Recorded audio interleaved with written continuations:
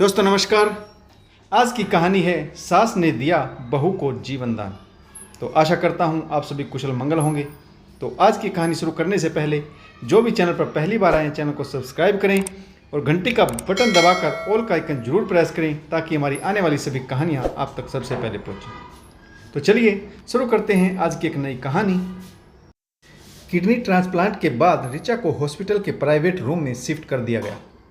थोड़ी देर बाद ऋचा को होश आया तो उसके बगल वाले बेड पर ऋचा की सास बेहोश लेटी हुई थी। ऋचा अपनी सास को एकटक निहारती रही।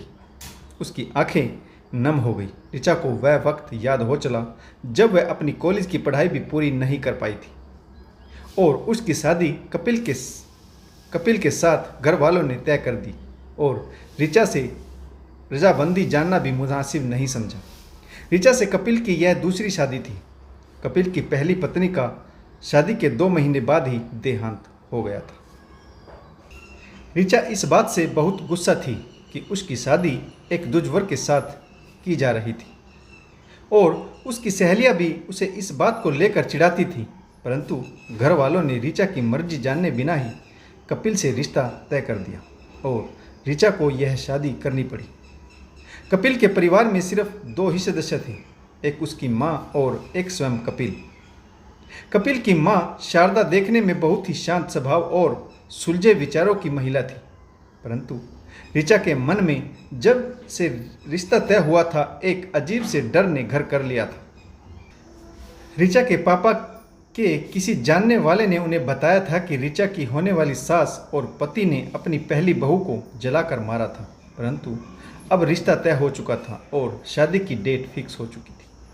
पिताजी ने ऐसी बातों पर बहुत अधिक ध्यान नहीं दिया और ऋचा की कपिल से शादी कर दी।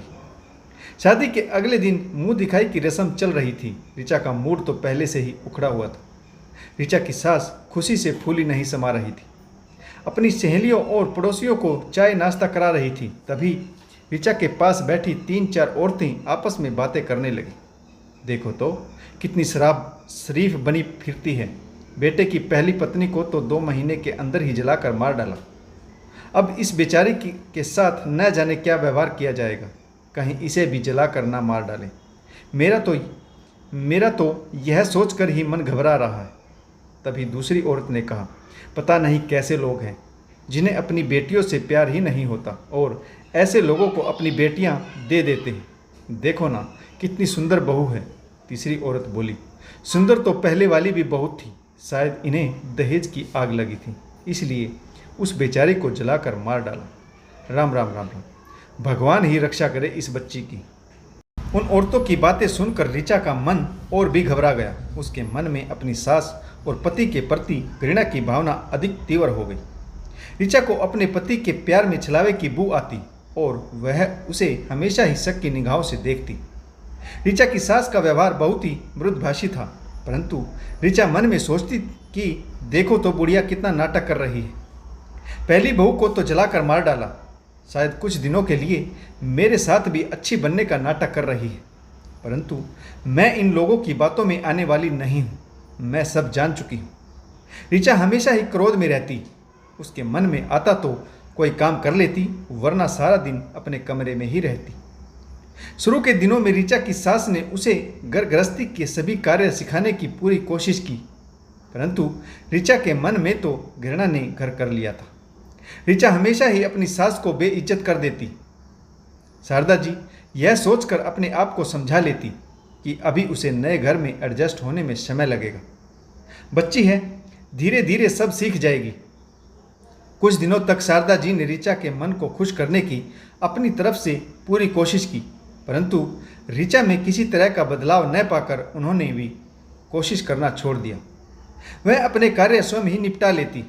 कोई जरूरी काम होता तो ही ऋचा से बात करती, वरना चुपचाप अपने काम में लगी रहती।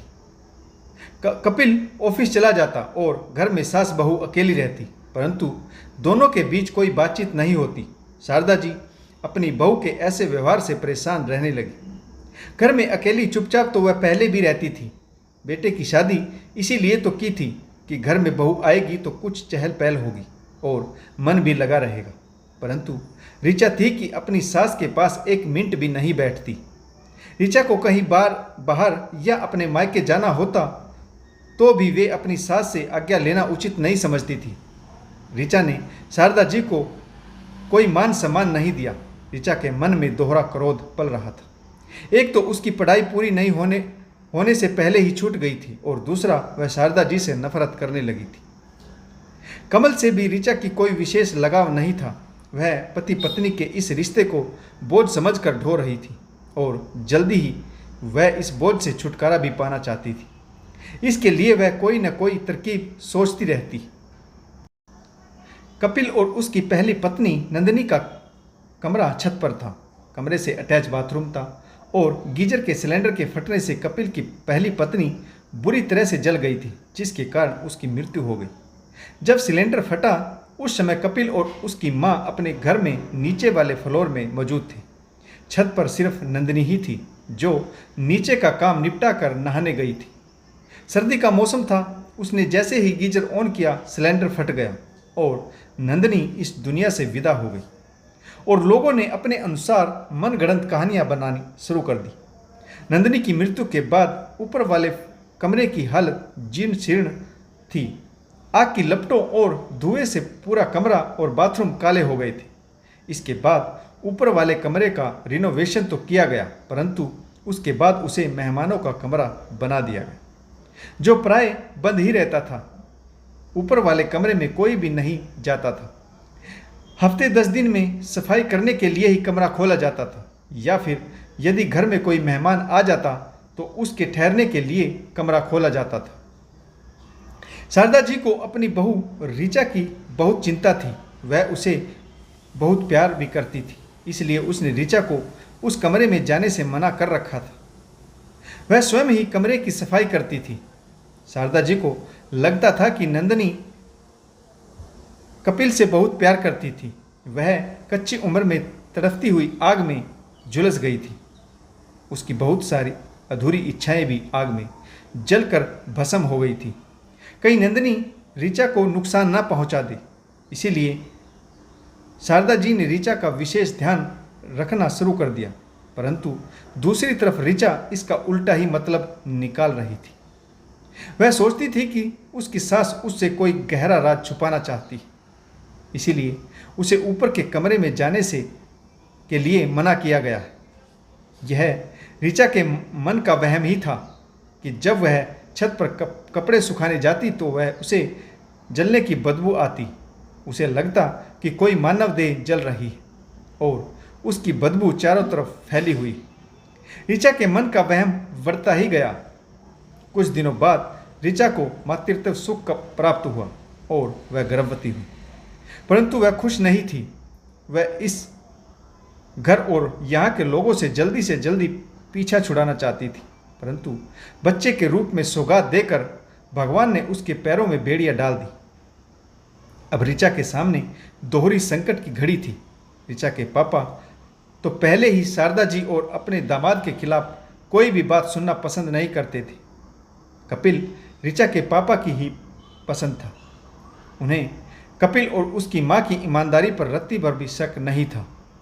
अब ऋचा के गर्भवती होने के बाद तो कपिल से छुटकारा पाना नामुमकिन लग रहा था। सब कुशल मंगल रहा और ऋचा ने 9 महीने बाद प्यारी सी गुड़िया को जन्म दिया। कपिल की मां ने अपनी बहू ऋचा और उसकी बेटी को देख रेख में कोई कसर नहीं छोड़ी।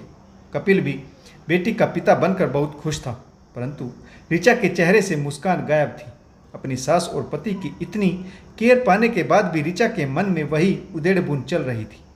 इसमें भी ऋचा को माँ बेटे का नाटक ही लग रहा था। वहीं दूसरी तरफ कपिल और उसकी माँ शारदा ने ऋचा के ऐसे व्यवहार को उसका स्वभाव मान लिया।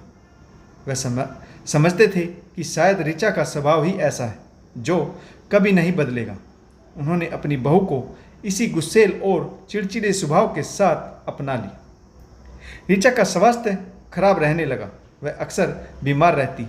ऋचा की सास घर के सारे काम के साथ साथ नवजात बच्ची को भी संभालती। ऋचा का स्वास्थ्य गिरता ही जा रहा था। कपिल ने ऋचा का इलाज शहर के सबसे बड़े हॉस्पिटल में कराने की सोची और उसने ऋचा के सभी टेस्ट करवाए। जिसमें ऋचा की एक किडनी खराब बताई गई। अब ऋचा की किडनी ट्रांसप्लांट होनी थी, इसके लिए किडनी डोनर की जरूरत थी। ऋचा की किडनी उसकी सास और माँ से मैच हुई। जब ऋचा के मायके वालों को इसके बारे में पता चला तो ऋचा की माँ भी ऋचा के पापा के साथ मिलने हॉस्पिटल में पहुंची, परंतु ऋचा उस समय स्तब्ध रह गई जब उसने अपनी माँ के मुंह से सुना, ऋचा बेटी, मैं तुझे अपनी किडनी नहीं दे सकती। तू समझ सकती है, मेरे ऊपर तेरे 2 छोटे भाई बहनों की जिम्मेदारी है। अगर मैं तुझे एक किडनी दे दूंगी तो फिर एक किडनी से मेरा जीवन संकट में पड़ जाएगा। मैं जानती हूँ तू भी यह कभी नहीं चाहेगी कि तेरे छोटे भाई बहनों के सिर से माँ का साया उठ जाए। मुझे उनकी परवरिश की चिंता है। अगर मुझे कुछ हो गया तो उनकी देखभाल करने वाला कोई भी नहीं है। तुम्हारे पापा को तो घर गृहस्थी का कह भी नहीं आता है। ऋचा की माँ झूठी सांत्वना और अपनी मजबूरी गिनवाकर हॉस्पिटल से चलती बनी। अब ऋचा को अपनी जिंदगी खतरे में नजर आ रही थी। अब ऋचा सास ही बची थी जो ऋचा को किडनी डोनेट कर सकती थी, परंतु वह ऐसा क्यों करेगी? ऋचा ने तो कभी उसका मान सम्मान किया ही नहीं। ऋचा ने जीने की उम्मीद छोड़ दी, क्योंकि जब अपनी सगी माँ ने ही बेटी का जीवन बचाने में कोई रुचि नहीं दिखाई तो फिर सास क्यों बहू का जीवन बचाने के लिए अपनी जिंदगी खतरे में डालेगी। प्रोसेस पूरी होने के बाद जब ऋचा होश में आई तो उसने डॉक्टर का दिल से धन्यवाद कहा। डॉक्टर ने कहा, धन्यवाद हमें नहीं उन्हें कीजिए जिन्होंने आपको एक नया जीवनदान दिया है। अभी हम आपको प्राइवेट रूम में शिफ्ट कर रहे हैं और थोड़ी देर में उन्हें भी आपके बगल वाले बेड पर शिफ्ट कर दिया जाएगा। ऋचा के बगल में उसकी बेहोश सास को शिफ्ट किया गया तो ऋचा की आंखें नम हो गई। ऋचा की सास ने एक बार फिर अपनी अच्छाई साबित करते हुए ऋचा का जीवन बचा लिया। जब ऋचा की सास को होश आया तो ऋचा ने अपनी सास से अपने गलत व्यवहार के लिए माफ़ी मांगी। इसके बाद कपिल, उसकी माँ और ऋचा अपनी बेटी के साथ खुशी खुशी जीवन बिताने लगे। तो दोस्तों, आपको ये छोटी सी कहानी कैसी लगी कमेंट्स करके जरूर बताइएगा। अगर आपको हमारी कहानियाँ अच्छी लगे लाइक, शेयर और कमेंट्स जरूर कीजिएगा। कहानी पढ़ने के लिए आप सभी का बहुत बहुत धन्यवाद। जय हिंद, वंदे मातरम, भारत माता की जय, जय जवान और जय किसान।